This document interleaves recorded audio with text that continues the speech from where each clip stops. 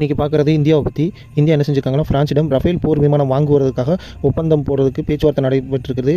எத்தனை விமானம்னா 114 ரஃபேல் விமானம் வாங்குறதும், அது மட்டும் இல்லாமல் ஆண்டுக்கு 24 விமானங்களை உற்பத்தி செய்கிறதுக்கு திட்டம். அது மட்டும் இல்லாமல் இது இந்தியாவிலே இந்த நடைமுறை நடக்கணும், இல்லாமல் இந்தியாவில் உற்பத்தி செய்யணும்னு சொல்லி இந்தியா தரப்புலேருந்து கோரிக்கை வச்சதாகவும், அதற்கு ஃப்ரான்ஸ் அக்செப்ட் பண்ணிக்கிட்டதாகவும் தகவல் வருது.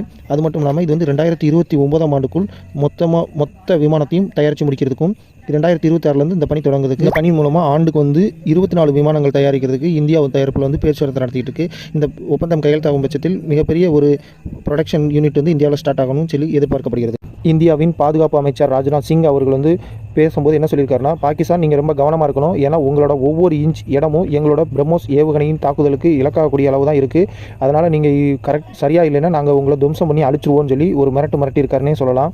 ஈரான் என்ன செஞ்சுருக்காங்கன்னா, ரஷ்யாவுக்கு தேவையான 10,000 ஹைப்பர்சோனிக் ட்ரோன் மற்றும் ஏவுகணையை அனுப்பியதாக தகவல் வந்திருக்கு. இது எதுக்குன்னா, ரஷ்யா நேட்டோவை எதிர்த்து சண்டையிடவும் மற்றும் உக்ரைனை எதிர்த்து சண்டையிடவும் இந்த ட்ரோன் ஹைப்பர்சோனிக்கும் உதவும் சொல்லி ஈரான் தரப்புலேருந்து தெரிவிச்சிருக்காங்க அப்படின்னு சொல்லி ஒரு தகவல் வெளியாகிருக்கு. இந்த தகவல் உண்மையாக பொய்யா என்னன்னு தெரியல.